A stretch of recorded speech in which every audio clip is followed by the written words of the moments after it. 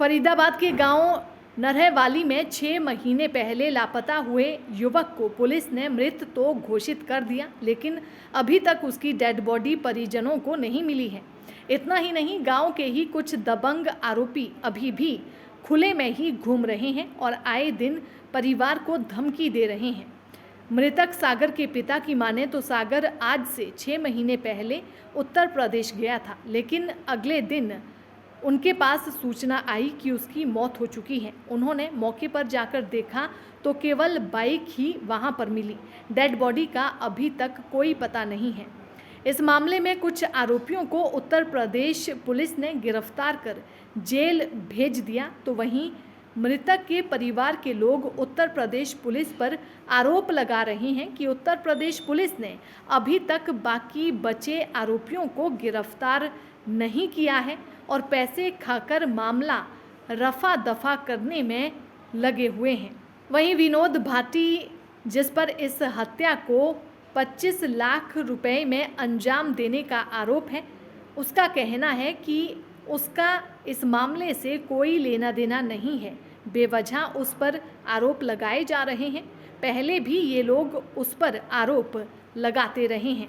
बस हम तो बस यही चाहते हैं प्रशासन से और सभी से कि हमारे बच्चे की हमें कुछ तो मिले, हमें इसकी डेड बॉडी तो मिले, जिससे हम अपनी आत्मा को संतुष्टि दे सकें।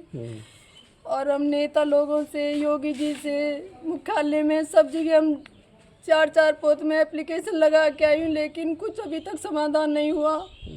और वहाँ के जो एसओ साहब हैं, पम्मी चौधरी, उन्होंने भी हमसे यही आश्वासन दिया था हम कुछ करेंगे, लेकिन आज 6.5 महीने हो चुके हैं मेरे बच्चे को, लेकिन वो हमें कुछ भी नहीं दे रहे। ना हमसे ही कहते थे प्रयास हो रहा, बस इतना कहते हैं और कुछ नहीं कहते।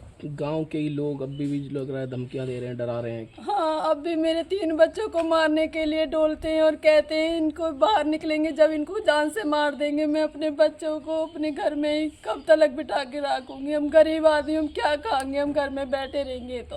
कौन लोग हैं जो धमका रहे हैं, डरा ये रहे हैं? हमारे गांव के लोग हैं, अल्टी पार्टी है, जो कहते हैं कि इनके बड़े बूढ़े ने हमारे साथ किया, अब इनके साथ हम करेंगे, ऐसे कहते हैं। थाने में भी जाते हैं, वहाँ का भी प्रशासन हमारी सुनता नहीं है। क्या नाम है उनका? उनका नाम है विनोद भाटी। अच्छा। और समंदर गांव में तो ये ज्यादा हमारे पीछे पड़े हुए हैं, और कुछ उनके आस पड़ोस वाले जैसे उदन है और हैं। आज भी अपने बेटे का इंतजार करती हैं? क्या लगता है? हाँ, मैं आज भी अपने बेटा का इंतजार करती हूँ, रात दिन लगती हूँ अपने बच्चे के लिए।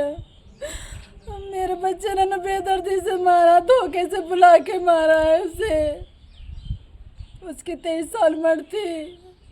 प्रशासन की तरफ से क्या कार्रवाई की जा रही है इस मामले में? प्रशासन की ओर से कुछ कार्रवाई नहीं की जा रही।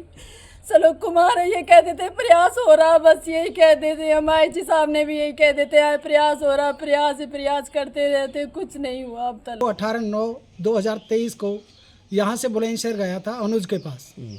18/9 को मेरे बेटे ने पूरे दिन वीडियो कॉल पे बात की, पूरे दिन वीडियो कॉल पे बात की अपने घर वालों से, सबसे। 19 को भी बराबर उसने बात की। 19 के शाम को 8:30 बजे तक लास्ट हमारी उससे बात हुई। मैं नहीं था, मैं कहीं बाहर था, सबसे बात होती रही। 19/9 को मेरे बेटे की हत्या कर दी गई, करीब 9:30 बजे। उसके बाद 20 तारीख को हमारे पास फ़ोन आया सलेमपुर थाने से कि भाई यहाँ आपके बच्चे की बाइक मिली है। हम बाइक को, हमारे घर वाले बाइक देखने गए, वहाँ बाइक को देख लिया उन्होंने, घर वालों ने जाते ही पहचान लिया भाई ये हमारे बच्चे की बाइक है। हमने वहाँ जाके एक एप्लीकेशन दी, उस एप्लीकेशन में हमने अनुज का नाम लिखवाया।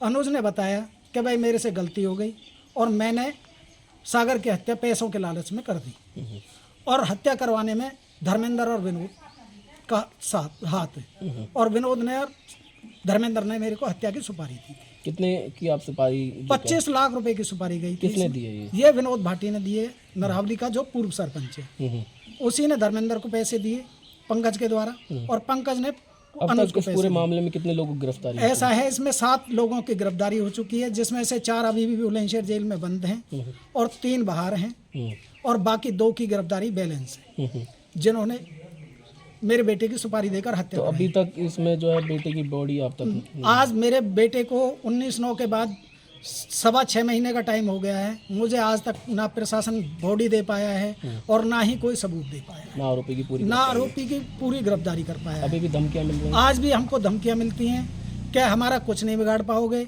हमारे पास पैसा बहुत है और हम जब चाहें जिसको चाहें जब मरवा देंगे। पहले भी ये हत्या में लिप्त था, आज तक उस हत्या में भी इसका कुछ नहीं हो पाया क्योंकि उसकी सही ढंग से कोई पैरोकारी नहीं हो पाई। एसटीएफ ने धर्मेंद्र की जब गिरफ्तारी की थी उसके बाद क्या कुछ खुलासे इस मामले में? ऐसा है जी, धर्मेंद्र की जब एसटीएफ ने गिरफ्तारी की तो धर्मेंद्र ने बताया कि जी मेरे को 25 लाख रुपए, मेरी सागर से कोई दुश्मनी नहीं थी, विनोद की सागर से आज भी दुश्मनी के वो हैं, मुकदमे दर्ज हैं थाना छाइसा में, PS छाइसा लगता है हमारा, उसमें थाना छाइसे में मुकदमे दर्ज हैं। विनोद ने 25 लाख रुपए की सुपारी पंकज के द्वारा 5 लाख रुपए एडवांस दिए गए, जिसमें से 5 लाख रुपए पहले एडवांस दिए गए भोला, अनिल भोला को और धर्मेंद्र को, बाकी पैसे सब में डिवाइड हुए। उसके बाद जब मेरे बेटे की हत्या कर दी गई 19/9/2023 को, वीडियो विनोद के पास आई और वीडियो देखकर विनोद ने हत्या वाले दिन 7 लाख रुपए फिर दोबारा दिए, उसके बाद 5 लाख रुपए भोला को दिए,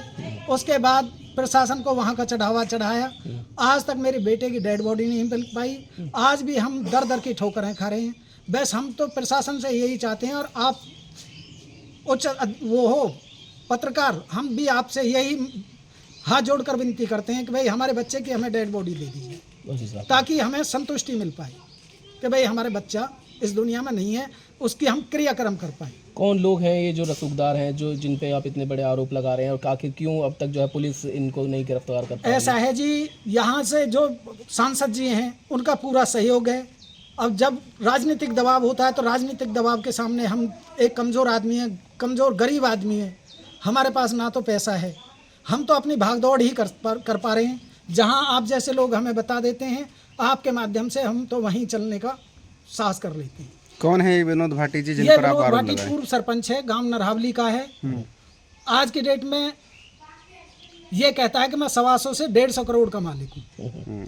क्या आप चुनाव की तैयारी कर रहे हैं? अब MLA के चुनाव की तैयारी कर रहा है और पृथला विधानसभा क्षेत्र से जो सांसद जी हैं हमारे अवतार सिंह, यहाँ कृष्णपाल गुर्जर जी, वो हर उसमें साथ खड़े होती हैं।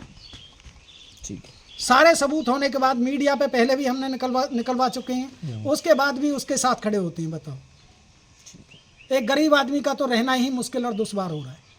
क्या मांग करते हो आप मीडिया के हम माध्यम तो से? मीडिया के माध्यम से यही मांग करते हैं कि हमारे बच्चे की हमें बॉडी दे दी जाए ताकि हम अपने बच्चे का दाह संस्कार कर सकें, उसकी अंत्येष्टियाँ कहीं प्रवाहित कर सकें और उसकी आत्मा को शांति के लिए कुछ कर सकें। अब दो बातें कह रहे हो, एक तो कह रहे हो कि वहाँ मामला दर्ज है, दूसरी बात कह रहे हो कि मामला दर्ज नहीं किया जा रहा है। यूपी में मामला दर्ज है सर, और शिकायत दी लेकिन कोई मामला दर्ज नहीं हुआ। किसी एक आरोपी की मतलब एक पीड़ित की या मुद्दई की एक शिकायत दर्ज है किसी एक केस में, और उसमें वो मिसिंग है या क्या है अभी आपने जो बताया कोई पूरा क्लियर नहीं हुआ है। उसमें वहाँ पे मुकदमा दर्ज है और यहाँ की इन्वॉल्वमेंट है किसी आरोपी की, तो पुलिस वहाँ की पुलिस यहाँ आए, सहयोग ले, और या पुलिस को अगर वो इन्फॉर्मेशन दे भी ये आरोपी है तो हम उनकी हेल्प करेंगे, और हमारे एरिया में अगर कोई आरोपी है तो उनको अरेस्टिंग होगी। यारो साहब, जो पीड़ित है उनका आरोप है कि वो मामला दूसरा है, परंतु लगातार जो दबंग लोग हैं वो उन्हें जान से मारने की धमकी देते, जिसकी शिकायत थाने में दी गई है, पुलिस ने मामला दर्ज नहीं किया। नहीं, इसमें ऐसा है कि अगर पुलिस अपने थाना स्तर पर अगर सुनवाई नहीं करती है तो उच्च अधिकारी बैठे हैं, DCP साहब से या CP साहब से मिलें और वो अपनी बात रखें। अगर उनको ऐसा लगता है तो आगे भी शिकायत की सुनवाई नहीं हो रही, पुलिस सभी की सहायता के लिए, सुरक्षा के लिए है, तो इसमें अगर ऐसा लगता है कि ऐसा कुछ नहीं है तो वो उस अधिकारी को मिलकर अपनी बात रख सकते हैं। तो वहीं जब पूरे मामले को लेकर फरीदाबाद पुलिस प्रवक्ता सुबेश सिंह से बात की गई तो उन्होंने क्या कुछ कहा वो भी सुनिए। दैनिक सवेरा के लिए फरीदाबाद से सुनील चौधरी की रिपोर्ट।